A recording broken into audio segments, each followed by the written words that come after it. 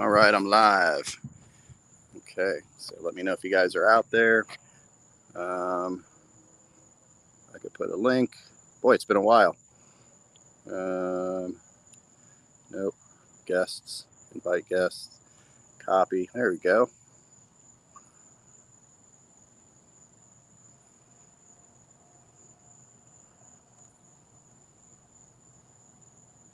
Okay. Nope, not private chat.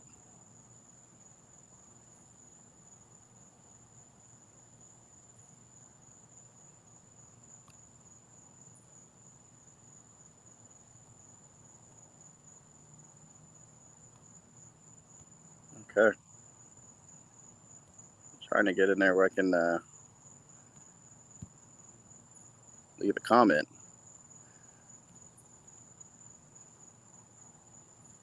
Don't see anybody in yet anyway, so that's cool. Where do I put the comment? Come on. Where is it? Broadcast info settings. Post comment. There we go. I'm getting there. Paste it in. Boom. So if anybody sees this, maybe wants to go come up, that's cool. If not, I'm going to walk around for a minute, see if anybody's around. I know it's late at night. I was just having fun with Glenn and those guys over on Glenn's weekly chat. And I'm out for a walk now. They go on at 8. I'd love to go up with those guys every week, but just 8 o'clock is like such a killer time for me. Hey, hello, one person out there. Drop a line so I can see who you are. I was just saying, yeah, I was just on with Glenn and those guys. Had a good time. They were doing their top. I think it was a top 10. I came on a little late. They were doing like their top 10 favorite debut albums, and that was really fun. There's so many bands that put out really killer first albums. So that was pretty neat to do. And then while we were doing that, I was like thinking, I gave them an idea, but I want to kind of play around with it tonight a little bit. Is like favorite songs, favorite lines from songs. Like not necessarily the whole song, just like a line that sticks in your head for some reason. Hello, George. What is up? How are you? George Music for All Seasons. Very cool. Um, yeah, so not just taking my walk after. I don't know if you ever see Glenn Kellaway. He does his Wednesday night show about 8 o'clock, and I could never get on there when he's on there because I'm still just doing things with the family, eating dinner, all that. So usually if I ever come on, it's pretty late.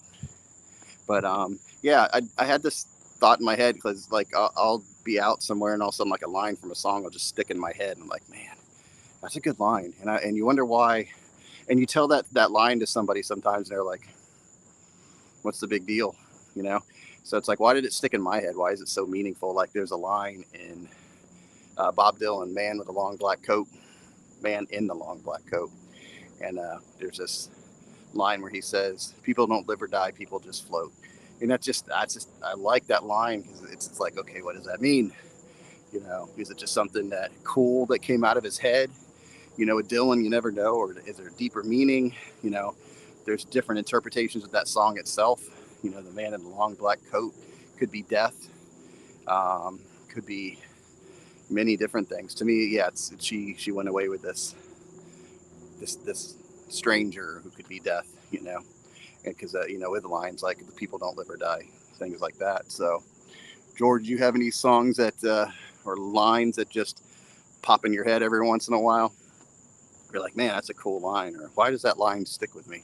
You know, it's kind of cool. That's what I love about music. And I'm trying to branch out from other artists just besides Dylan, because you could spend so much time just playing around with or thinking about Dylan songs and lines from his music that mean something to you. And I think Tom Petty, well, for me, these are the artists I listen to a lot. You know, there's even I was thinking about Billy Joel because I always liked his lyrics. I'm like, okay, what's a line from one of his songs that has meaning? Well, he has that Summer Highland Falls song off of Cold Spring Harbor, and there's that it's either sadness or euphoria line, and that means a lot to me too because that's I experience that a lot where it's like either I'm just down in the dumps or I'm like just hyper in a good mood.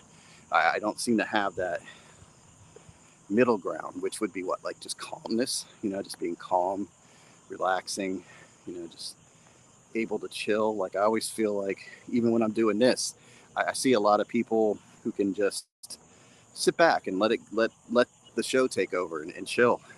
And I want to do that so much and still be in control of it. Like I feel if I'm not keeping it moving, um, I'm going to lose the show. So I can never find that calmness. Like I think this is good practice to do this live stream thing, to sort of lay back, not feel like I have to keep talking, read the lines, and not feel every second. I guess it's part of it comes from doing videos, because you do feel like in your videos you have to keep it moving, keep it moving.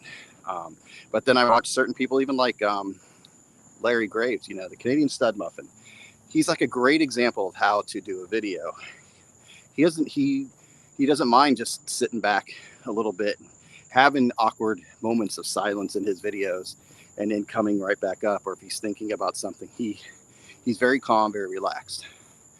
Glenn, are you going to come up here too, Glenn, while I'm doing my walk? I'm just talking about like the line thing. I thought that was kind of cool. Favorite lines from songs, and also the like trying to relax while doing these things, where I can just like read what you're saying, kind of calm, think, not feel like I have to fill every second, and then I was talking about YouTube, your weekly show, and how I'd love to come up, but it's like it's 8:00. I can never like get time away from my family where I'm not going to be interrupted, So I don't want to get on your show and then be interrupted every 5 seconds. So and even getting out right now is almost like, how long is this going to last? Because I have like the puppy at home now. Hopefully she's asleep. I took her out to this dog, man. She goes out, and to get her, she has to pee like 3 times, because you saw her. She's like 2 pounds wet, so her bladder is the size of a pea. So that freaking dog takes forever. So you have to count like, okay, she peed 4 or 5 times. Okay, I think we're good.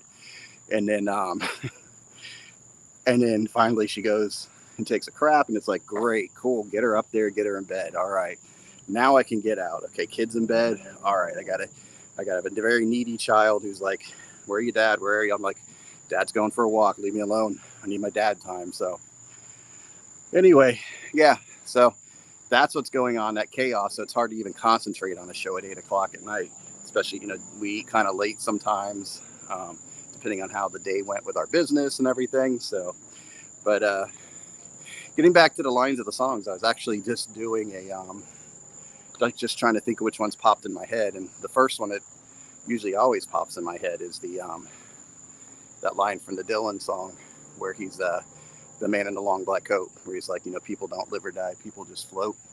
So that's kind of cool. So it's like there's always those lyrics that kind of stick with you, and you wonder why. What made those lyrics stick with me, kind of thing. Why does that, why are they in my head? And like if you show somebody else, they're kind of like, it's okay. But for you, it's like, what do you mean? That's like the most meaningful thing in the world, But and I mentioned, for me, my go-to artists as far as songwriting and things like that. I hope nobody's trying to come up. Let me see. Okay. And I put a link up there if anybody wants to pop on it, even for a second, if you want to say hey. I know, Glenn, you just did a show, so you're probably ready to hit it. But yeah, those lines. It's always been about the lyrics to me that really, move a song. I want to know, I just want a story. I've been a reader all my life, so I think that just goes hand in hand. So when you get those songs that the music is killing it, and the lyrics are there too, I should probably drive a little faster. That's like perfect for me when you get both. Songs like with that atmosphere of the man in the long black coat, and you had that. I think Daniel Lanois produced that, and just really gave a lot of openness to that song when you listen to it. You kind of take it for granted too, the production of that song. When you listen to it, it's like, man, it sounds good, but try to be in that studio, keep things that quiet, and record that song. I think that opens your mind up a little bit. Trying to decide, hey, you're retired, man. You don't have to be where you got to go tomorrow, right? Come on. But yeah, it's like those songs where they stick with you and everything. Um, like the Billy Joel too, the um, Summer Highland Falls off of Cold Spring Harbor, where he says it's either sadness or euphoria. And I'm like, man, that's so me, and that's what kind of led me, I think, just before you got on, Glenn. That man, that is my life, right? I mean, you're like in the dumps, like just ugh, or like just overwhelmed. Like I can't find that calmness. Well, maybe I am right now. Maybe I am finding it right now. Maybe YouTube is the answer to chill me out a little bit and have me do that. So, yeah, so that's why I kind of came up with that thing. I'd like to see you guys too. What lines stick out to you? What lines and songs? Because there's I just did a search on in Google for like top 10 like lyrics from a song, and they were like quoting artists from like today's current artists. And these are horrible lines. These are just like cliche whatever. So somebody thought these were brilliant lines. I'm like, could you listen to some Dylan, please? Let's see.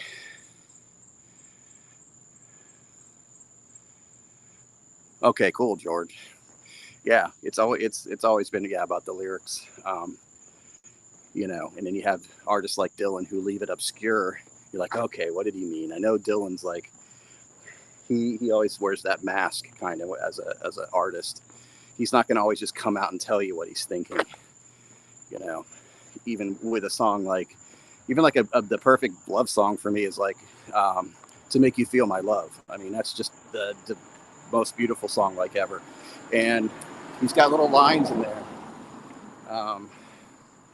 that it's not just this typical whatever song. It's, you get the feeling between these two. Like, I know, yeah, you've been hurt before, all these things, but he's such a wordsmith. So it's awesome. So yeah, that's what I'm talking about. But it's funny too, is as much as I'm into the lyrics, I give a pass to some songs because they're just fun, like Pour Some Sugar on Me. That is definitely not your Shakespeare's, right? Your Dylan's. You know, what is it? Hit Me Like a Bomb, Baby, Come and Get It On. Living Like a Lover with a Radar Phone or something. But it works. The music's there, the energy's there. So I'm like, okay.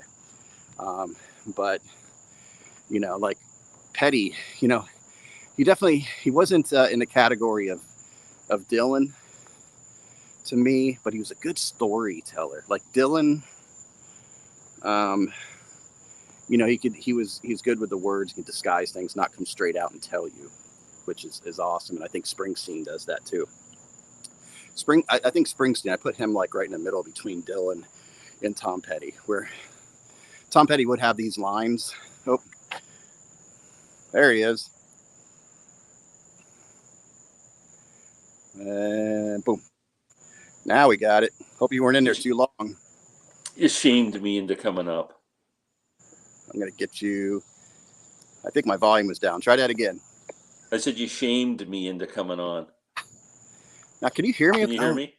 Yeah, I can hear you. I can hear you. My headphones. Let me see real quick.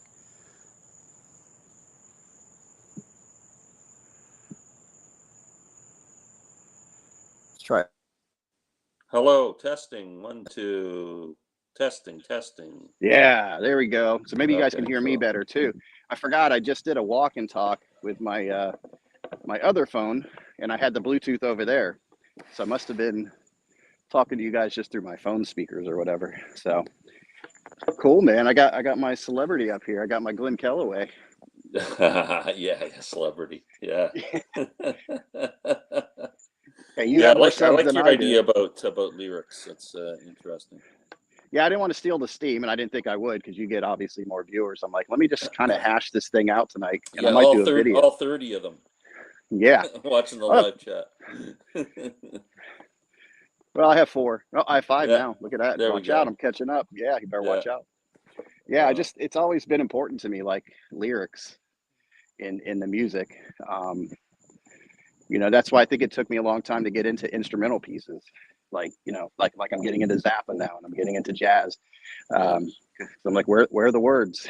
See, music has always been number one for me. The instrumental part of music Yeah. has always been my favorite thing, like extended lead breaks and stuff like that were the things I was always attracted to. But I mean, lyrics are just so important, obviously. Yeah. Yes, especially you being into, you're into Dylan. Yeah. And what do you think? Like, I was kind of thinking about it. I feel like, Dylan is the ultimate man with the words. He can describe something but not come out and tell you. Where Yeah. I think Springsteen can do that, but he also can be a storyteller. Yeah. Bruce is a bit more both. Yeah. Yeah. Yeah. And then Tom Petty is just a storyteller to me. Yeah. Like, Hmm. he's not going to try to twist it too much. He's going to come out Yeah. and he's going to have these kind of cool little lines that you're like, oh yeah, that's kind of neat. Yeah. No, I agree. They all have their different styles, and I mean, you can appreciate all of them. But like a favorite of mine is Jackson Brown. I think that man's just he might be the greatest wordsmith in music, as far as I'm concerned. Like, Really, his, like, his lyrics are just.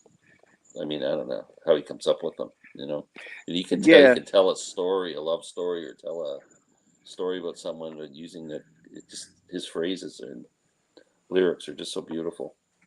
yeah. Like, I'm mostly familiar with Running on Empty, so I know that album inside and out. So I know exactly what you're talking about. Even the song, like Cocaine, Yeah. where you can like, I picture them in the hotel lobby, like, or in the hotel room, writing that, talking about this Yeah. song, recording it. So, You should check out the album Wait for the Sky. I mean, just lyrically, just brilliant.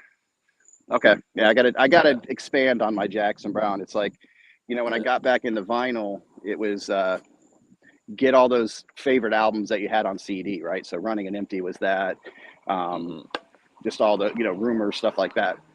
So now I need to, yeah, but like, we discover this music, so much music every day, and I it's like, know, it's man, crazy. and I'm like, am I spending enough time with some of these albums that should probably grow on me because I'm trying to Hmm. move on to the next thing? I know, it's overwhelming. Yeah. Yeah. Like, I don't know how you and Larry do it. You guys are doing what, five CDs a week? Yeah, pretty much a week to a week and a half. Yeah. Plus Okay. listening to whatever we buy on our own too. It's like crazy. But Yeah. I mean, I got a lot of time in my hands, so I listen to a lot of music. So you know, Now, is it's that pretty easy. you? Yeah. Is that you on your own? Does your wife sit down and listen to it with you, or is that more No, like a solo? no, it's Okay. me. Yeah. Yeah. We it's almost like I've got a full-time job, and she stays upstairs all day and I stay downstairs all day, and then we meet up at dinner time and spend the evening together, except for Wednesday nights when I do a chat. Yeah. That's cool. Yeah. Yeah. It's almost like I'm home from work. Hi, dear. I've been listening to music all day. Now I'm up Right. to. Did my job. Yep. Made How my was your day? videos. Yeah. Right. Well, I checked out this new artist. Yeah. Yeah. Exactly. Yeah, it's the Yeah. same way. Like, my music room is unfortunately back, like, shares the same wall as my wife's office. So usually when I'm playing my music, it's when I have to be at my desk trying to do whatever paperwork, and when she's not home, because just the bass, and I'm not playing a song with heavy bass, she can feel it coming through the wall. She's like, Yeah. I can't concentrate. I'm trying to make phone calls. I'm like, oh man. Well, So that's what we're trying to. We're thinking about selling our home and downsizing, and that's the biggest problem. Every time we go look at something, they're going, we're going to drive each other crazy in this house because I'm going to be playing music and you're not going to be able to concentrate on anything else, or you're going to be telling me to shut up. It's just not going to yeah, work. So to find the yeah, right place is hard. yeah. It's got to be Yeah, nice to have a basement, because Rob has that yeah, basement also, and that's really cool. yeah. It is. And It makes a difference. You need the separation somehow. yeah. And who was George? I was thinking of. I think he lives in a basement in somebody's house or something. George. Yeah, George Allen. No, George. Oh, he's on Sunday nights. I can't think of his name now. He's a very technical guy. Hmm. You I know think him. of you mean.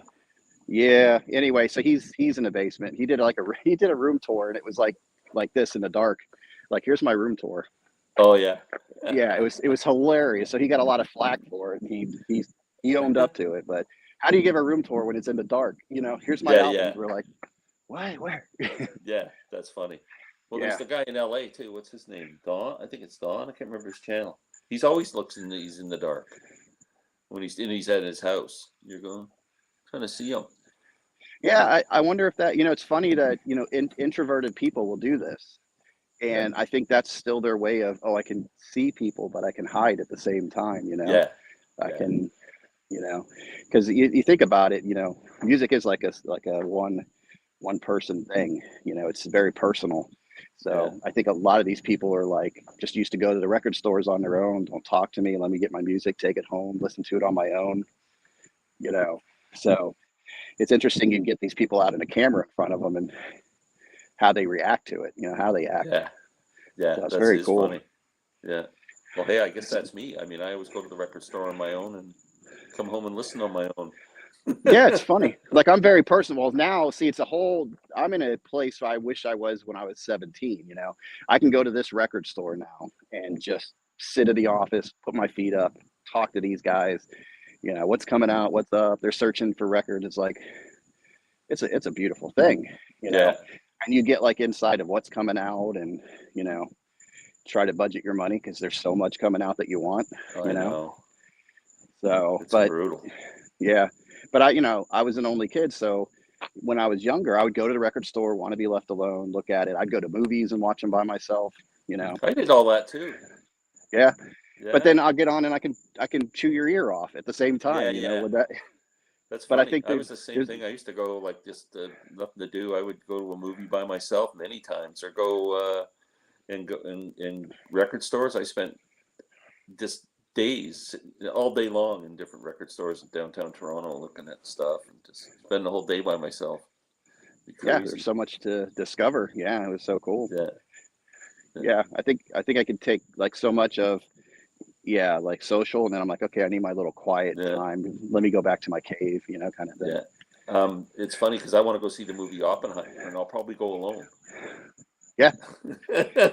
How does your wife go? You're weird. Like my wife's like, what? Why would you go to a movie by yourself? I'm like, well, I don't go there to talk to anybody.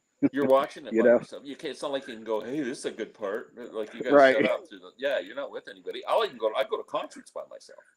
Yeah. Yeah. That I haven't Especially done, but I because would. I like weird crap, and to Mm, drag my wife to some stuff. Plus, if it's expensive, it's hard to buy 2 tickets sometimes. So if she yeah. doesn't really care, then I'll just go. Yeah. That's been the You know. thing. Like after I got those free tickets for Mellencamp, it got me back into that. Oh man, I need to start going to concerts. But then you get turned off really quickly as soon as you go availability. Where's the seat? How much am I paying for this Yeah. thing? I'm like, I'm just too old for that, I think. Yeah. to No, I'm the same. I pick my spots. Yeah. Yeah. Yeah, because I Yeah. even missed Absolutely. Clapton and Winwood probably about 5 years ago, maybe longer. They were over here at a pretty small venue, but the prices were just stupid, Yeah. I you can't know. do that either. Yeah. Yeah. No, my days are those are numbered. I'm not paying Yeah, $200 to see anybody. no, it had to be really, I wouldn't even know Billy Joel at this point in his career. I've seen him. I wouldn't unless I got free tickets. Um, Yeah. I know there's something about him playing Madison Square Garden though, and I don't know Yeah. if it That would was be you. cool. Yeah, somebody's talking about they don't like those residency things, but I don't know. It's just kind of it feels like he's in New York there kind of thing. Yeah. Like to see Billy Joel in New York would be cool Oh, kind of thing. absolutely. Yeah. That's like But am I gonna? his home turf. Yeah. Yeah, Madison Square Gardens is. Yeah. yeah. So just things like that, I guess. But and then Ruth Eckerd Hall is a cool little venue near us, and the tickets are decent. So, and I think are getting now. Like I even saw Don Henley over there. So people in stages of their career where they're not going to fill stadiums, you get to see them Yeah. in smaller venues that That's aren't cool. too crazy. You know. Yeah. Yeah. So those are kind of neat opportunities. Yeah. Yeah. Well, I went to see the Tedeschi Trucks Band. They're one of my favorite bands now, and Ah, they were like $60. I was in the fourth section back, but I so sound was regret. great, and Oh, I bet. Oh man, because I regret because they were at that small venue I was talking about. Just probably a month before you saw them over here, yeah. maybe 2 months. But I forgot. I just completely forgot they were coming, and I Oh, didn't they get were tickets. great. They were great. Yeah, I love Fantastic that. show. Did they do any of the live Layla stuff from the?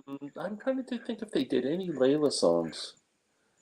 I don't think they did any of the songs off of the Layla album that night. No. Yeah, Yeah. But that's a great album. Yeah, I like that live album, and then the one that you picked up at the 4 LPs. Yeah, Yeah, the Eye in the Moon. Yeah, there's so much in there, so much like I was talking about, like the atmosphere of music. Like when Dylan teamed up with Lanois and did like Man in the Long Black Coat. If you just put that on with headphones on, I can't imagine being in that room and recording that. The patience of it, as a musician, hmm especially playing an instrument like the banjo that you play, every little note is heard. hmm So imagine sitting in a studio and recording that, because there's just parts where the guitar is just ringing out a little bit, and yeah. then another instrument kind of comes in. So I can appreciate that as just recording in my home studio of how you could put something like that together. hmm Oh yeah, for sure. Well, Daniel Yeah, Lanois a master at that. yeah.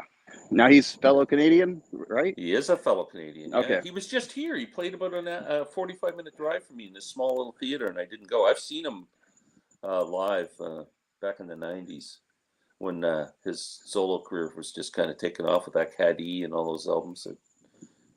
Yeah, he's great. Yeah, I got to check him Yeah, out more. There's an yeah, interview on, I can't remember if a YouTuber interviewed him, like one of those big ones, like Rick Beato or somebody. But really good interview with him, and it yeah, gave you a lot of insight. You go, oh, you work with those guys? Oh, yeah.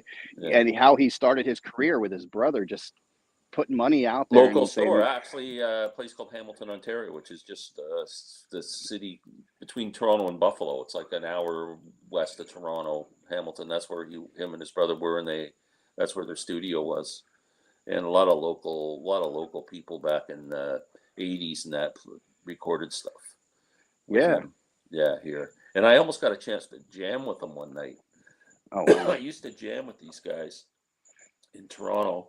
Just going back 10 years, more than 10 maybe. And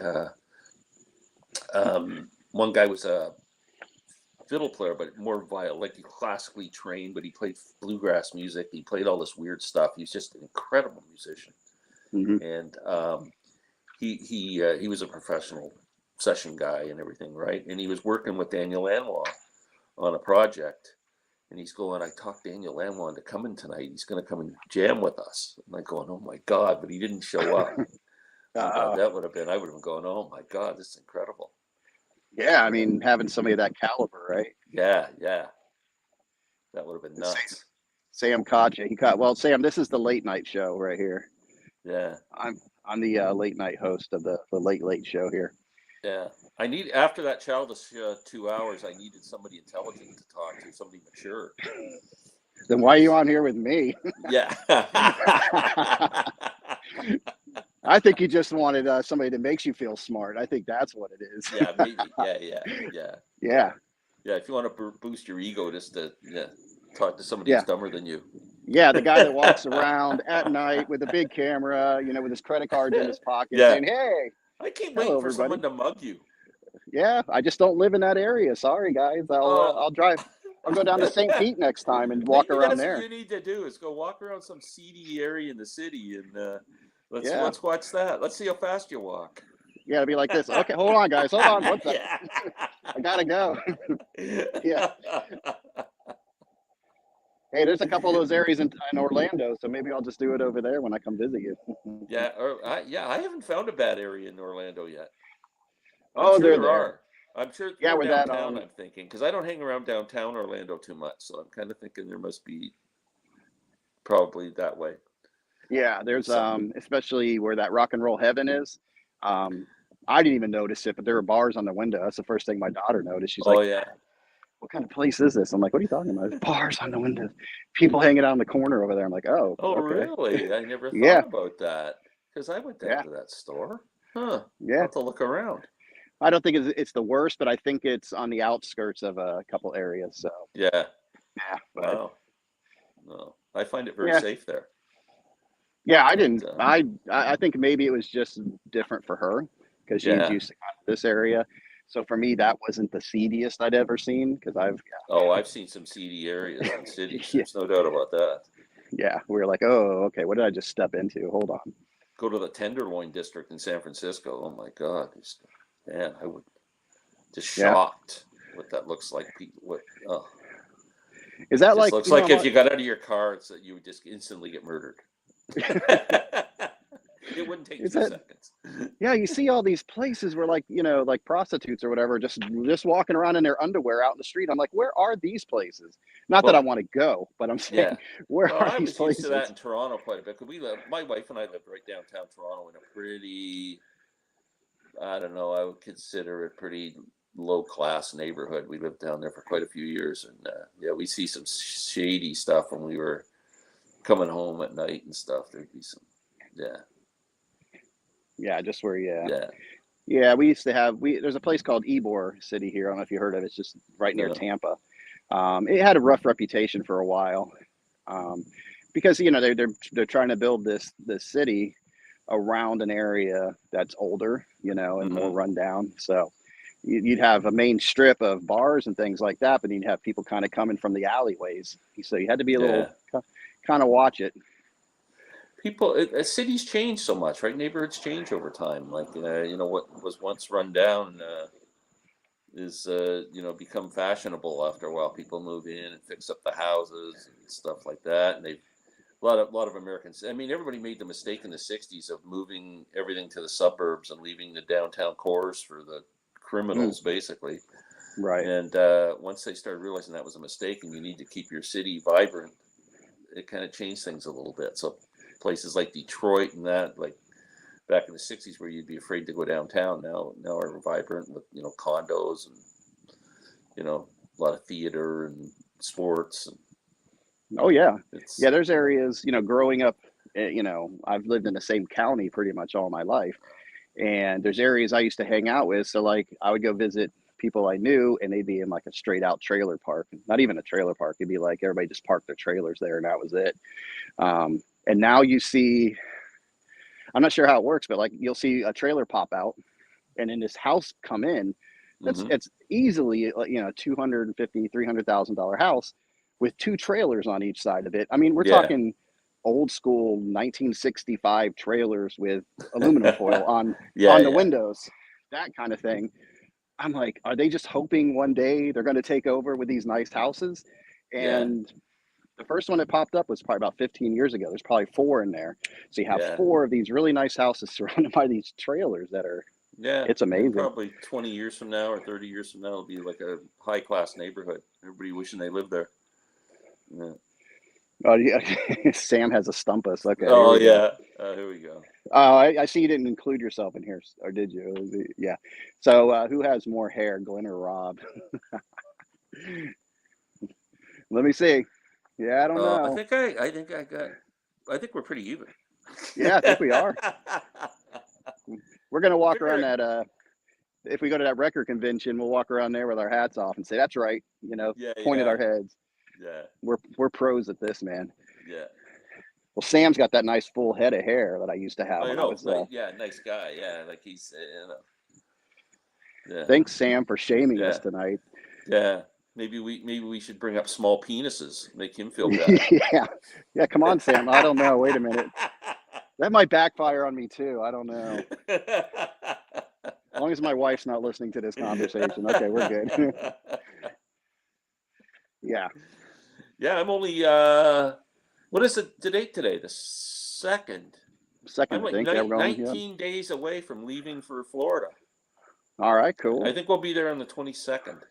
Whatever that Wednesday is, the 21st, 22nd, 22nd or 23rd, that's when we'll be there. So I'm excited to meet you. Yeah, I look forward to it. Yeah, I think is the record convention on the 23rd? It's the 28th or 27th, Oh, which is the Sunday. so there'll be that next one. Okay, because that's what I'm Yeah. I'm shooting for is that. So I want to kind of get with you and see if that was gonna.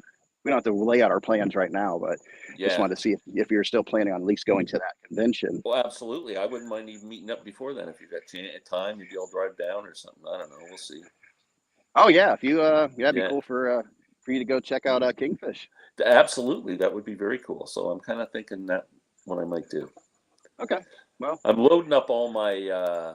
So I don't trade in much in terms of CDs and records up here anymore. I save them up until I get to Florida because I get American money for them. Okay. And the stores there tend to take more product back than they do up here. Up here, they're really picky on CDs, especially. Like, you're taking 50 CDs to trade in, they'll take 10 of them, don't want the rest. So, but down there, they just seem to take them. Yeah, and I'm So, trying to think of what area, because like the record store I go to in particular, probably not the best for CDs. Like they've had yeah, their 3 for 10 forever, and they're like, we just got to get them out of here because yeah. nobody's really coming to buy them at that store. But maybe like Orlando, that area. I take them to Bright Light Books. They're Okay, and really that's good the taking the one. CDs. Okay, yeah, and that's the one Yeah. you told me about. I need to check out Yeah, that one yeah. too. So I try and clear out a bunch of stuff. I've got way too many CDs, and a lot of them I just don't listen to. I'm just clearing them out. So I'm going down probably with about 75 CDs to trade in probably. So is So that considered I'll contraband? probably get 100. No, I'll No, I'm get kidding. probably 150 US or something, or I bet, or 125 US or something. That's a lot of dough for me, and I'll buy stuff with it. Yeah. And then I got some records I want to trade in at probably at Park Avenue, because the new Tom Waits reissues are coming out September 1st. I'm all over those. Yep. Me too. So I'm going to go on September 1st. I'm going to go to Park Avenue CDs with some records and go, hey, whatever I get, I'm going to use them to buy the Tom Waits albums.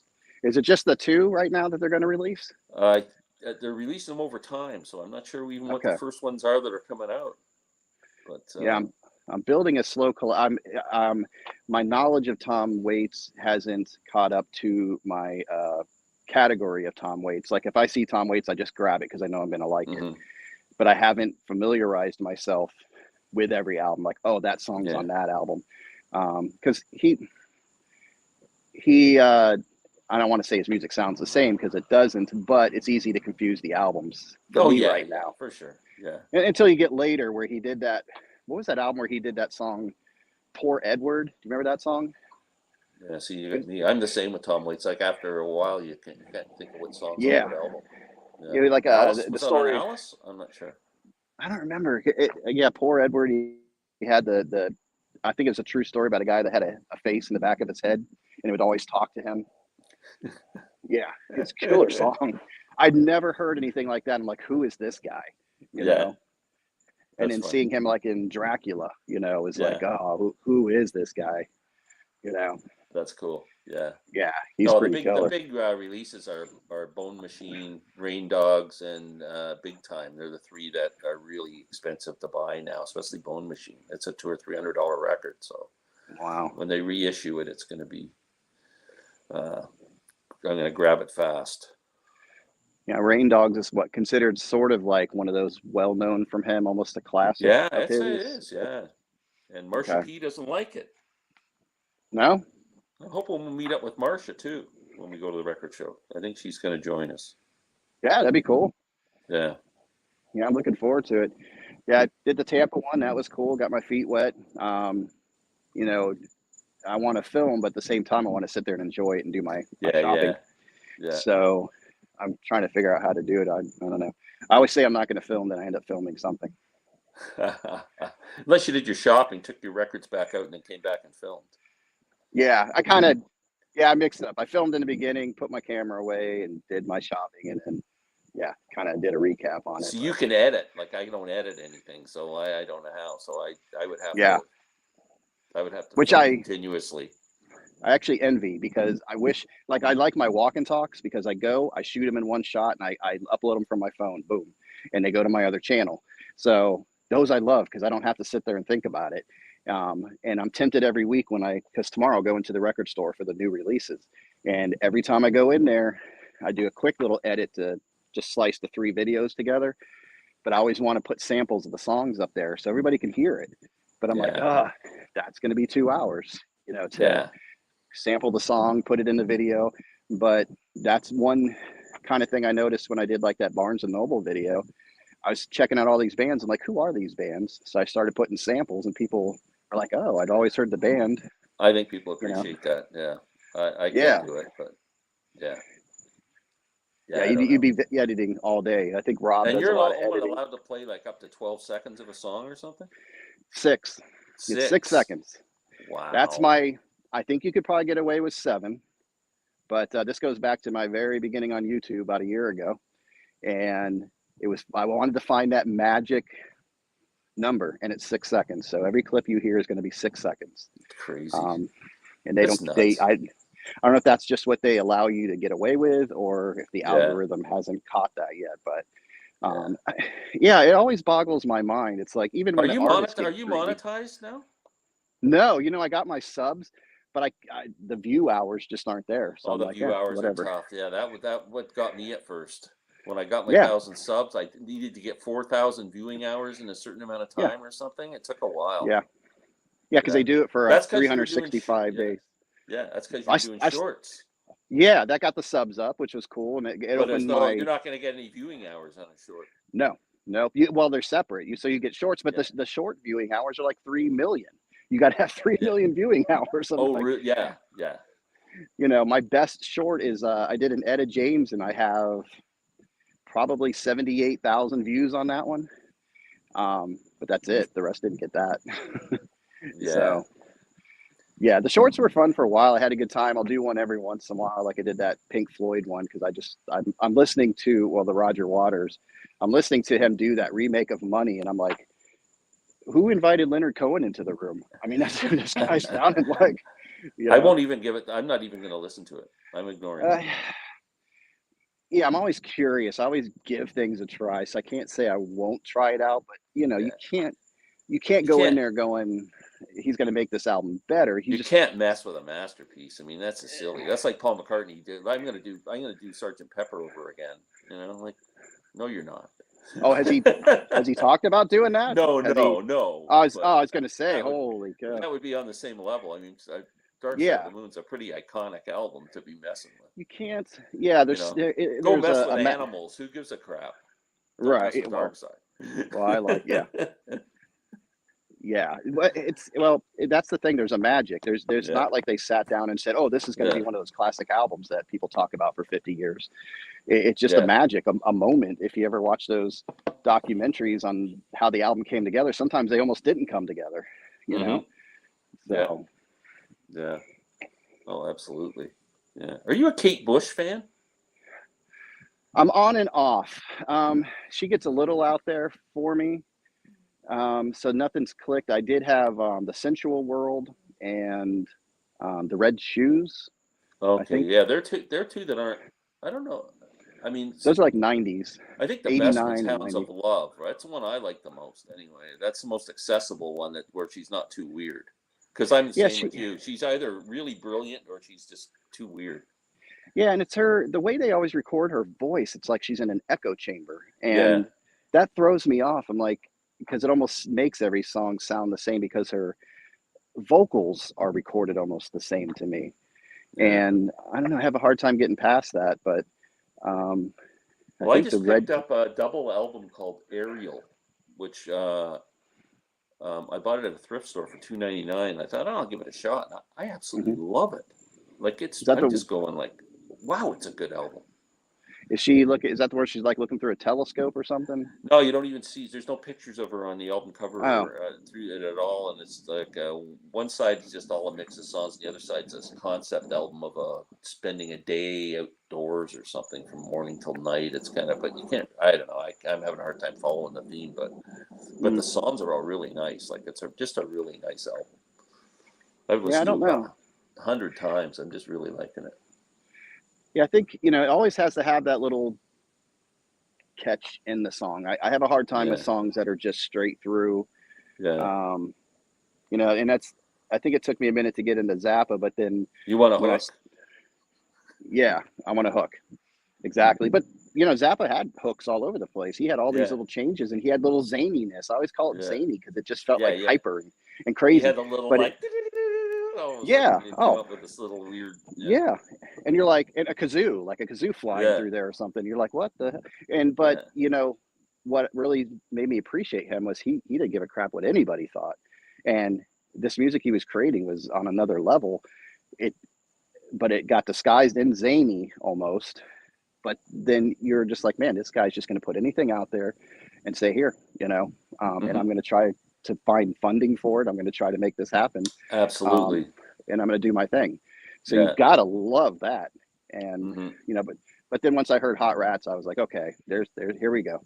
You know, now I'm getting into the Yeah. Zappa feel. So I think that's what took me so long with Grateful Dead. I heard all the live stuff, and it was like, okay, you know, it's a live jam. Maybe if I'm there. But once I heard American Beauty and Working Man's Dead, you Oh know, yeah, you those liked it. Yeah, the studio stuff more than the I noodling on the live albums. yeah, it's just I don't know. I like Jerry's Yeah, noodling. yeah, I don't know. I can't. I think when I'm there, but it's like when I'm sitting, maybe right now, like this time in my life too. It's like I don't have time to sit there and, you know, just listen to the guy noodle around. I want to hear the song. Yeah, I don't know. I don't know. Yeah, it just doesn't catch me, and I want it to. It's not like it's just not. Yeah, it's not yeah. grabbing Oh me for wow. some reason. Yeah, Yeah, it's like fish. You know, people like fish too, but to me, they just. yeah. It's just yeah. I'm not a big Fish guy, but I do think Trey Anastasio is a great guitar player. Oh yeah, I appreciate his work, but I yeah. don't do They Fish. yeah. I checked out a couple songs for that walk and talk thing, and I'm like, this is cool. Actually, it was nice when I was walking around. So maybe what I need to do is while I'm doing this, put on like a Dead live album and take a walk, and Hmm. maybe that could be the difference. What would be a good starting point for that? What's a good? You have so much live. I know. Where would you start? I think anything from the Europe '72 stuff's great. So if you get a live Dead album, their shows were basically, generally speaking, the same. There was like 3 sets. The first set was all short songs. So if you buy like a 3 CD set of a live show, Mhm. you're going to get the first CD is going to be the first set, and it's going to be all. I mean, I'm not saying there's no 7 or 8 minute songs on there, but they're all more concise songs, not any jams. And then the second set, it starts to get a little bit more jammy, still more song oriented. And then the third set, you get like a 27-minute Dark Star, and you get the drums and space and all the weird stuff. It's kind of every live seems. If you get like a 3 CD set of a show, they're all kind of follow that same formula. Well, I So like you'll how get like the you're. first set, you'll get like covers of El Paso by the was it Marty Robbins and Oh, stuff okay, like yeah. that, and you'll get all that kind of stuff. And Well, I like how you're laying it out because I think that would ease me into yeah, the jam. You know, yeah. So grab a it's weird. Europe '72 set or something. There's all kinds of different shows from Europe '72, or there's a great set called Sunshine Daydream, which was done after they came back from Europe. It was done in '72. It's really good. Okay, and you had your eyes on that one that I showed last week. The I RF. bought the CD set. I just got it Okay. today, and it's defective. Ah, I bought the CDs because I couldn't afford the vinyl. I want the vinyl eventually, but the CD sets. I understand the first disc doesn't work. Like it just doesn't play. It's like there's no music on it. oh wow. I thought So that was only I'm supposed to sending it happen with back. vinyl. Yeah, Yeah, I so I'm would. sending it back, and Amazon's sending me another copy tomorrow. So I'll see if I'm hearing there's problems like at the factory with defects on some of these. So if I get a defect again, I might just not worry about it and just buy the vinyl when I get a chance. Yeah, you might want to make a video on it. That was my biggest video still when I talked about the Van Halen 3 clicks. Yeah, People are still talking about it, so you might want to make a little video and I was going talk to do a about your review on it experience. tomorrow morning actually because I just Yeah, got it at 4 o'clock this afternoon. So I listened to 2 of the discs, and yeah, but it's that's a really good good. idea. It's a really good 1973 RFK. It's excellent. Yeah, it's probably still there. I'm going to stream it. I usually stream first. If I like it, then I'll go and get it. Yeah. Um, and then I've heard of this too. Charles is talking about the Skull and Roses album. Oh, that's good too. Yeah. Yeah. That's kind of like a comp, right? That's not a specific. Yeah. Yeah. It's a Okay. comp of. I don't think that's a specific show. Yeah. Yeah, and I don't know if it's the difference between, like, if you think about Pink Floyd, they're when they do their live stuff, it's basically they're playing the album. I don't think they really Yeah. go off away from that. They Yeah. kind of keep it safe, and I think that's what I've always enjoyed. So Hmm. yeah, I'll have to try what you're saying. I like the idea that they start with songs, structured songs, and then kind of Yeah. just open it up a little bit. It gradually gets deeper and deeper. Okay. Yeah. Okay, so I'm gonna give that a shot then, because I'm curious about a lot of these bands. I'm like, why doesn't it click for me? And I'm like, how Yeah. long do I spend on it, or just move on and Yeah. Yeah. get Oh, yeah. and get to that stuff that you like. So what about bands like the Allman Brothers? Do you like them? Yeah. Again, I like the studio. I would rather listen to their studio album than like the Fillmore East one. Yeah, yeah. And people are like, you're nuts, you know, and you know, because the energy, Yeah. the energy's there and all that. But yeah, But if you don't want to hear rather. a 34-minute version of Mountain Jam, I mean, you just don't want to hear it. Yeah, well, that's the problem I had with, like, you know, the difference between the Clapton box set when it first came out and then the Clapton 2, live in the 70s. He just went on and on and on. I'm like, okay, dude, can we just end it at some point? You know, and I don't think Clapton, you know, how do you describe Clapton? Like, it's not like wide ranged enough for me. Like he'll pick and noodle a little bit. He gets a little squeaky like Buddy Guy sometimes. Yeah. So after a while, I'm like, all right, dude, can we get back to a chorus or get into a verse here? Oh yeah, see, no, I like that. I like all the squeaky stuff. Yeah. Yeah, there's certain ones. I like now, it both, but yeah, like Just One Night. Now I do like that one. I like that whole album where in Cocaine he kind of drags it out and does that weird effect with the guitar. You know. So there are out, and well, in 24 Nights, yeah, I enjoyed that. 24 Nights set, that box set I bought with the 10 CDs is fantastic. I love it. Yeah. I'm still getting through it. I haven't even listened to the whole thing yet. So you bought the vinyl, didn't you? I got the vinyl with the Blu-rays. So yeah, I haven't watched the Blu. I don't have a Blu-ray player right now. I have a video player, so I'm kind of gotta wait and get one. Yeah, the only thing I have is like, I have a PS5, so I play Blu-ray on that thing. Yeah. Other than that, I don't have. Yeah. And it's set up in an area where the family kind of hangs out, and they're not going to sit back and watch Clapton with me. So no. But I want to see that stuff because, like I said, I'd never seen any live performances, just pictures of that. So I want to see it. You know. Yeah. I'd like to watch it too. Yeah, it's pretty amazing. Cool. I want to go back a bit because Charlie made a comment that he saw Tom Waits in 1975 do Small Change in a bar in Cleveland. That's pretty cool. I saw Tom Waits in 1978 in a small theater in Toronto, which was great. It was just a small, like, saxophone, drums, bass, and him with a piano. That was it. Did he do the megaphone thing? No, that was way before. That was before the megaphone thing. Yeah. I mean, did people not know what to do with him when he first came out? Because it seems like, do we even take this guy seriously? Because the way he sang or whatever. Well, he did. You know, at first he didn't. He was more singer-songwriter-ish. He kind of gradually grew into that kind of. At first, he was like a drunken bum hanging around a street corner singing songs, and then he gradually started becoming more like Captain Beefheart. He started to use that Captain Beefheart voice, you know, where he's growly. Yeah, so that was kind of so the first few albums he really doesn't do that too much. Like, I don't know if you've ever heard his live album Nighthawks at the Diner. I was just going to bring that up because I love the poetry and then the music. Like, it's a mix. It's it's a great. Yeah, I just picked that up. I think it's an old copy. I don't take time to really figure out their originals or anything, but it's an older copy. It's a thinner record. It's not a 180 gram, but man, I love that. He's talking about like sitting at a diner and what the waitress is doing and putting the cigarettes out. There's video of that too on YouTube of him doing that, sitting in a diner and kind of just doing his thing. Well, and that's kind of when I saw him that time. That was kind of the similar thing that I saw. Was he just doing the music at that time, or was he kind of riffing a little bit, like talking and he saying? would tell his little stories kind of in the songs, and you know, he's funny and and sometimes you got to really. You know what he has, and I was going to tell you this on Audible. They do like artist spotlights, and he has like a podcast, and he just goes and talks about whatever he feels like talking about that day. Tom Waits, and it's freaking great. If you have Audible, and I think it's a free download on Audible, it's freaking great. It's just I didn't know that.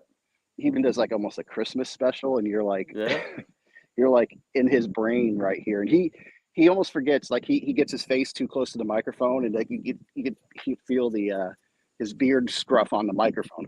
Really? You know, that whole, oh my God, it's great. You know, wow. So I didn't know that. He's like, Very cool. you know, my son wanted me to sit down with this thing and talk about this, and I was going to talk about this, but I'm going to talk about this. You know, it's like, Yeah, yeah, that's if funny. you like Tom Waits, that's perfect for you. So yeah, you got to That check would that be out. awesome. I will. I'll look for that. That's really cool. When you do your what's coming out next at the record store, ask them about the Tom Waits releases and what ones are coming out first. And Okay. Yeah, okay, I'll have because to remember to do there's that about tomorrow. six Yeah. or seven title, eight, maybe I think maybe six titles. I'm not sure which ones are getting released first, but You know, I wonder if they're going to do like any independent releases too, like with, I don't know, sometimes they do different variant of vinyl colors or something like that. I wouldn't be surprised if you get something from his website maybe or something. But Mm. I haven't even checked that. I don't want to pay for like. Yeah, I don't like paying extra. I hate buying stuff from artist websites because you overpay. Yeah. Drives me nuts. I wish I could support the artists on their websites, but man, Yeah, yeah, everything's marked up. Yeah, crazy. Yeah. yeah. His big change came after he got married. Yeah, Oh, is that what it yeah. was? When he was partying with Ricky Lee Jones, he was much more fun. Yeah, I didn't know that was her on that album cover until like recently. The chick on the car there. Yeah, Was that the first album? I can't remember which album that was, but yeah, she's kind of sprawled yeah. against the. They were an item for quite a while. You should read her book. It's really good. She's an interesting character. She's She's really another one interesting. that's like, you know, I don't even know where to start with her. Yeah, she seems Well, the another first person. album's great. I mean, that's an amazing album. And then the other one, I'd look for the one called "It's Like That." It's like all cover tunes. She even does like "Showbiz Kids," the Steely Dan song. She does a version of "For No One," the Beatles song. She does really. Hmm, It's a really good album. Really good. okay. Yeah, I have to check her out. It's like her and even like Emmylou Harris. I haven't found like I Yeah. always liked Harris. I love her stuff with Knopfler. I just can't find a sweet spot Wrecking for her. Ball. Wrecking Ball. Okay, I have Produced to by give that one. Daniel Lanois. Oh well, okay, there we go. Yeah. Okay, I'll have to check that one out. Yeah. Yeah, definitely. Yeah. I think Absolutely.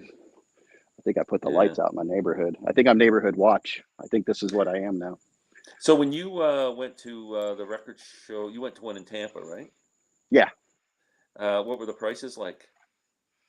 Um, I mean, it's some things you question why they had a mark so high, especially with the condition. Uh-huh. It seems like jazz is the biggest genre as far as marking them up because I don't know why that is with jazz. It seems like it's like that in the record stores too. As soon as it's Yeah. jazz, it's in that $30-$40 range. But there were still good deals to be found. It's like anything. You got to dig for them. Yeah. I made a mistake, got excited. I think I told you guys I found a Piano Man and it said Yeah. first pressing. Like, awesome, first pressing a Piano Man, Get it home, turned it over, didn't realize it had a barcode on the back. So there's no freaking Yeah. way. That's yeah. 1973. Yeah. Yeah. So you got to watch out for that too. Unfortunately, I felt a Yeah. little. I wanted to burn the guy in the video. It's like Yeah. you're I taking wouldn't. advantage Yeah. of people. Yeah, but they still had. It's a mix. So at least that one they had a mix. Now the guy who's throwing it, that's from Orlando, who was there. His stuff, his stuff was higher priced, but I want to say it was kind of worth it because they were in really good shape. Yeah. It was older stuff, rarer stuff, and he had them not like hundreds and hundreds and hundreds. They did have a section of those too. So, I guess you're going to find that variety. You just got to dig Yeah. and find your deal. But you can You know, find $5 albums and $10 yes, albums and yep, yeah. yeah. They definitely The had those. common titles. I'm assuming. Yeah. Yeah, and then some people were honest and had like cool copies of things that I won't say are rare, but are harder to get a hold of, but they were in bad shape, so they'd price them Yeah. down because there's probably something wrong with the vinyl itself, I would think. Well, even if it's free, it's not worth buying if you can't play it. Yeah, It's exactly. silly. Yeah. Unless you want to put it on the wall for a showpiece, that's Yeah. about it. Yeah. Yeah, Yeah. No, it's got to be in good shape. I don't. If I see scratches, I'm out. yeah. So Yeah. my thing was I don't know how many record shows you've been to. That was my first. So I've as been to cool. tons. Yeah. Okay, yeah. So Yeah. as cool as I tried to be, I let the excitement get over me, and that's where I made that rookie mistake. So you just have to be careful, take your time, just like anything, and really I kind of tend to know your. walk around Hmm. check out all the vendors, not really in depth, but enough just to kind of go, okay, I see one I like there, one I like here. I don't buy anything right away. Like I never grab it and go, I gotta have it Right. Oh, I'm not going to because I'm see that. afraid Yeah. I'm gonna find it at the next vendor for $10 cheaper, which usually happens. Right. Yeah. And I found, there was, and you can tell, and you'll know right away, at least from this one, it was smaller. I think Orlando might be bigger, but you could kind of get a feel of almost what their prices were going to be. Just Yeah, presentation of their table almost. yeah. You had one guy had like 50 boxes out in front of you, but you couldn't even pull the album out because it I was hate that. jammed I in there. move So on. I'm yeah, on my way out. Yeah, sorry. yeah, I'm like, I can't do this. If Yeah. they're not And in then, alphabetical order or by artist or something, or I can't get at them because they're too jammed up, I'm out. I'm not going yeah, through like you just throw a bunch of albums in a box and I gotta go through and they're not any kind of order at all. yeah, I'm not interested. You're not getting my it money. drives me nuts. Yeah. And it seems like those are the guys that are probably keeping their albums in a, non air conditioned storage facility or Yeah, something and just going show to show and not ever yeah, organizing anything. yeah. So, That drives me. but then you have other guys that are really nice presentation and and I think that comes with, they're going to have higher quality. So their Yeah, prices are going to be a little higher, because they know they have a nice quality product that they can ask for more for. yeah. And that's it, Well, if it's something that I'm really anxious to find, I don't mind paying, half money I can afford to buy it. I'm not going to go crazy, but Yeah. you know, typically Yeah. I like to have a bunch. I'll buy something that's maybe $40 or $50, but then I'll buy a bunch of $5 records if I can find them in good shape. Yeah. I mean, it's a good variety. It had Yeah, a good variety of CDs. They had a good variety of yeah. 45s, 8 tracks, reel to reels. They even had some of that stuff out there. So Wow, yeah, it's kind that's of cool. cool. Yeah, Yeah. yeah. No, I'm So kind of excited to go to a show. It's been a while. yeah. And I am too, like I have a little experience under my belt now, so I can kind of be calmer and just like you said, kind of just space it out. Hey, if that album's not there when you go back, then oh well. Yeah. Unless it's like one you're dying for that you've Oh needed for yeah, yeah. 50 years or something, But Hmm. Or if you other see than it, I that, mean, if you see a great album you're looking for and it's $10, I mean, I'm grabbing it. I'm not going to wait. yeah, But if I see it and it's 50, I'm going, no, I'm gonna look. I'm looking yeah. around. Well, what I'm bad at is when I see one that I see all the time in the VC that people are going crazy about, and I'm like, oh, I got to grab that, and not listening to it. Big mistake, because a lot of Yeah, times you're like, yeah, I love Mazzy and he has a lot of great taste, but he also listens to Yoko Ono. So yeah. He listened. Yeah, no, yeah. You gotta. Yeah, he was. He did a with that thread going around your the albums you listen to the most or whatever. He did one. He took it to jazz level. Now he just said the 10 jazz albums I listen to the most often. He just put it up a day or so ago, and yeah, I was interested because I wanted to see. And he came up with out of 10 or 11 albums that he showed, there was probably a half of them I'd never heard before. mm, So I made notes, and then I went on Spotify and listened. There was a couple I went, oh, this is freaking awful. Like, yeah, yeah. Like Ornette Coleman, I cannot do that. That I can't do that either. free jazz, I guess they call it. No, I call it squeaky because I just yeah, don't know what the heck. It's like, oh, I'm the we're gonna same. do, yeah, we're just gonna go nuts here and make all the sounds we can. Yeah, yeah, How no, people can, I mean, people were paying big money for that Ornette Coleman box set. It was like 8 albums yeah, and it was like 300, no 400 thanks. bucks. No No, thanks. yeah, No, yeah. I mean, I agree with him. Like on his Miles Davis, I like, uh, what was the one? Roundabout Midnight. yeah, Roundabout in a Silent Way, I think is one of In a his Silent Way. favorites. Yeah, That one I like over, I do too. yeah, his classic, Yeah, whatever the heck. Yeah. yeah, So yeah, yeah, I can meet, but yeah, that's one thing I stay away from because it's like this mental thing. You go, you see this album, you're like, oh, I'm supposed to like this, and you go, wait a minute, this is yeah, something I saw in the VC. Hold on, let me yeah, yeah. hold it here for a second and give it a listen and see what I think here. Well, he did. So He talked about one, and it's one that I've been aware of, but I've never heard it. Was Cannonball Adderley something else? Do you have that album? oh yeah, I have that. I love it. I don't have it. I listened to that, and I went, "Wow, that's really good." Yeah, there's like Lou Donaldson Blues Walk. I love that because he incorporates some conga in there. Um, Yeah, and just yeah, I played it for a friend. It was on Blue Note. I played it for a friend who's trying to get into jazz, and he loved it. So I kind of go. I think I'm a safe area if I recommend things to people because I'm still a newbie. So I'm yeah, gonna find those songs that are have the hooks, have Yeah. the melodies. So, because anything I've recommended so far, I've been pretty fortunate. People have liked it. So, Yeah. I can't get too far out there with the jazz. And even John Coltrane gets a little nuts for me sometimes. Big time nuts. Yeah. Later, yeah, He's later either on. brilliant and I love it, or I absolutely hate it. Like Yeah, it's almost no middle ground. yeah. So then the Like question you go, Blue Train's a great album because it's yeah. really accessible. Oh, and the Sound of Coltrane, it's a Yeah. compilation, but man, I love everything about that album. Yeah. I don't know if you've listened to that one yet, but man, No. give that one a try. That one, yeah, I'm very picky about my Coltrane. Yeah. I'm into And Alice now. Alice oh Cooper. yeah, you mentioned that's his sister. I'm loving that album. It's his wife. It's his widow. Oh, it's his wife. Okay, I thought it was Yeah. his sister. She plays a Okay, harp and a piano, and I love her. Wow. I'm just the one album. That's all I've heard. But so. But when's that from? 70s, I think. Okay, But yeah. See, it's got she's really big on Eastern Indian music and stuff, so there's a bit of a world music influence in the jazz, which I really like because I do like Indian music and sitars and stuff like that. So it's kind of a yeah, like touch of that with the North. jazz. It's Okay. really good. Yeah. I'm good as long as we don't get into the Kenny G easy listening Oh, I realm. can't Then stand that stuff. then That's I kind of that's awful. yeah, I'm nodding off. Yeah. Yeah. And that's like Miles lost me after probably early 70s.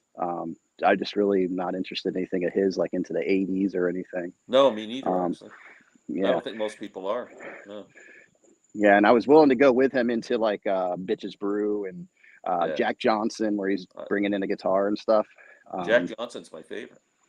Yeah, I'm really, we talked about it. That could have been the album Hendrix was on. And Yeah. could you imagine where that would have gone with oh. Yeah. I still wonder if there's a tape out there because those dudes hung out in New York for a minute. Did they ever do anything? No, I don't think they recorded. They hung out a lot. If you read Miles's autobiography, he talks a lot about Hendrix in there and the nights they'd spent together and creating music and trying to figure things out. And then Jimmy died. So, yeah. Charlie, you're probably lucky you didn't get the jazz bug because it is a hole. It is a rabbit hole. It is. You really got to be careful. Yeah. Yeah. Because it sounds it is a good sound once you kind of start appreciating it. Mm-hmm. There's nothing like putting a jazz album on and a nice little bourbon. Boom. Oh. I say you want to get into jazz, watch the Ken Burns jazz documentary, the series of videos he did. They showed on PBS every once in a while. I mean, it just goes to the history of jazz. Yeah, really I haven't seen that. Oh, it's fantastic. Yeah, I want to check that out. Yeah. Yeah, I got a couple books, and it does make it interesting because you see how jazz and the blues intertwined, coming from pretty much the same source.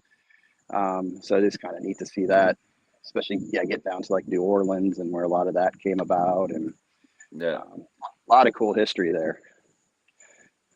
So yeah, he's probably lucky.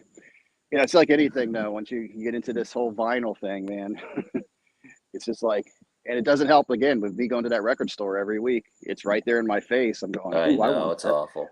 It's right in my hand, I'm like, ooh, I want that. So you got to be. With vinyl, it's because I just can't afford to buy a ton of vinyl, so it's more. That's why I'm more CDs. And, I'm hitting used CDs. I got CDs coming in by the bucket loads all the time. Like, especially you hit the thrift shops and find a half a dozen cool ones, for a couple of bucks. And you're going, wow. Yeah, CDs are. Oh, there's a bat flying around right there. Whoa, okay. I'm afraid of bats. Yeah. That's a low flying one. I'm just making sure he's not coming back. Yeah. I had a possum tonight when I was walking around earlier. He was hanging out. Whoa. Yeah, we're just walking around. You never know what I'm going to come across here. No gators so far, so we're good. How long do you walk for? Well, I've been doing this for about an hour, and I did a walk and talk, so I've been out for about an hour and a half. You would think I'd be in fighting shape, but the problem is all day long I'm shoving food into my face. So all I'm doing is maintaining my weight and sweating my ass off at night. So I got to get disciplined again. I admire you. You're at walk, and I do nothing. Yeah, it's nice. It does get you going, but the problem is after this, then I'm going to be wired, Yeah. to take me like an hour to get to sleep, but you got to get it. Yeah. That body circulating. It's nice. Well, You know, speaking of that, I got to go to bed. It's midnight. yeah, we're good, man. I appreciate you coming on. Yeah, it was Our, fun. Good talking to you. I'm really excited about meeting face to face. yeah, well, It's gonna be I'll cool. email you my cell number too. So you Do have that, that and yeah, we and can, I'll email you mine too. That's right.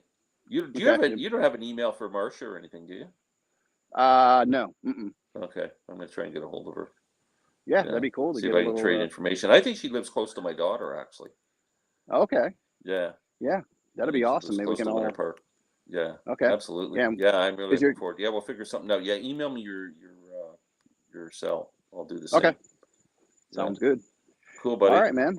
Yeah. Okay, Thank you have a for good coming night. up. Okay, All right. You take take care, care. buddy. See you later. All right. All right. Bye. All right. So I'm going to start walking back towards the house.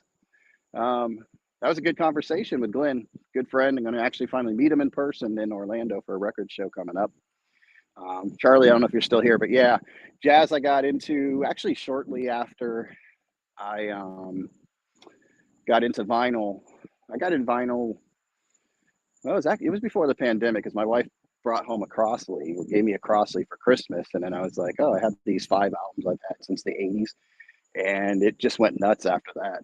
Um, got that bug, and then it wasn't too long after that I upgraded my stereo, and I'm kind of happy where I am with that. I'm not going to put a lot of money into that, but have a decent needle so my records don't get damaged.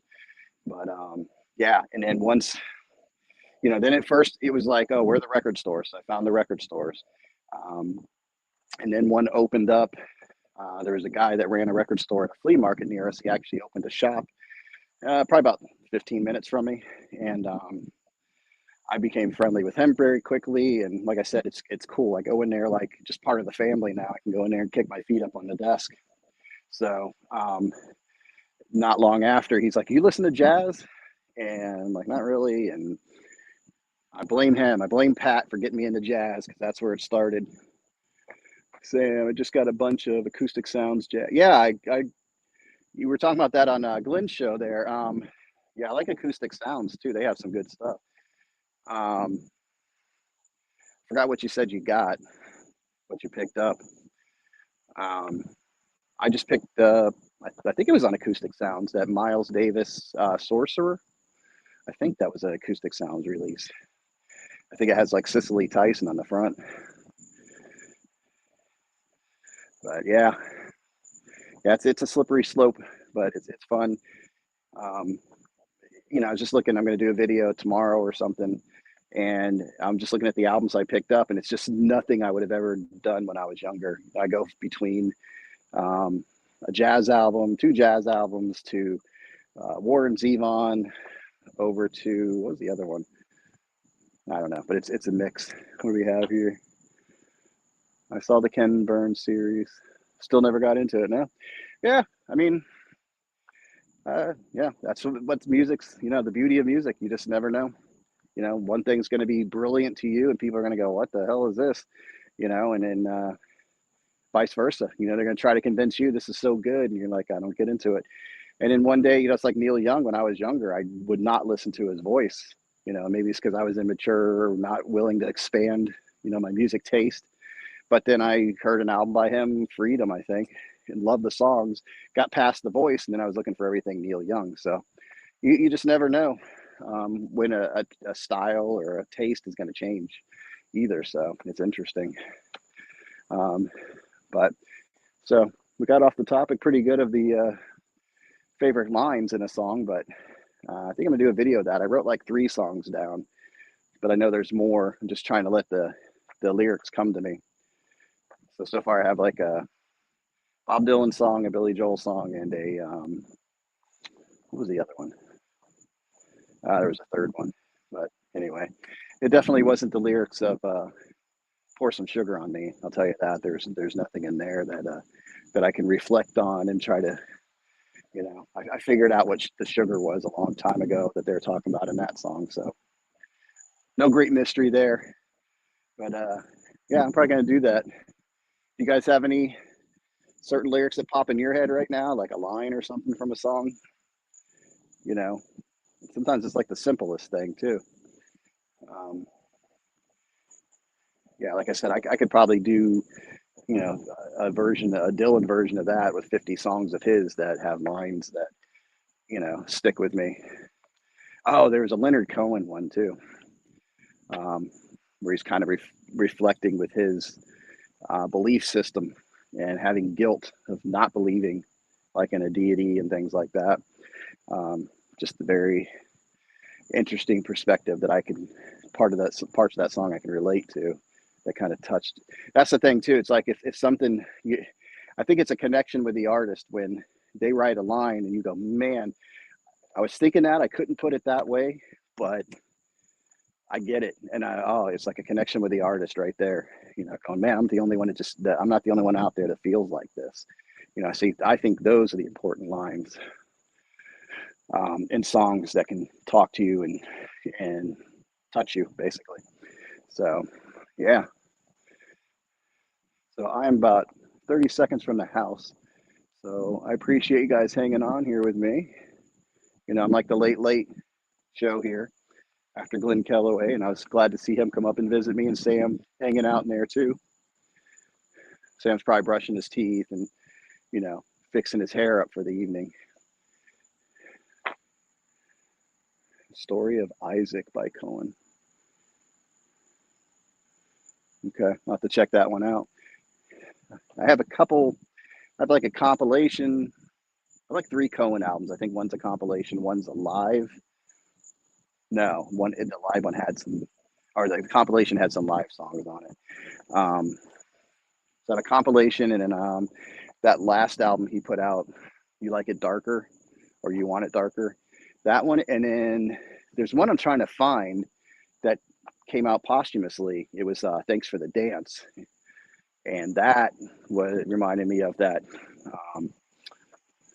You Want It Darker, whatever. So very cool. Hey James, thanks. You're actually seeing one of my lives. I'm heading home. Usually the yours safe and sound in your kitchen or whatever, and I'm out here in the dark, walking around the streets of Florida. All the cars have quieted down, so lights are off in the house. So I think the family's asleep. I can go and take a shower and get to bed.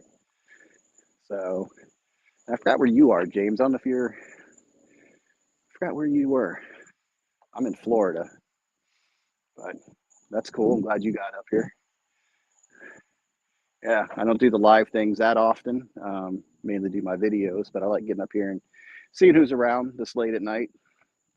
Kind of way to talk to people. So I'm heading up to the door right now.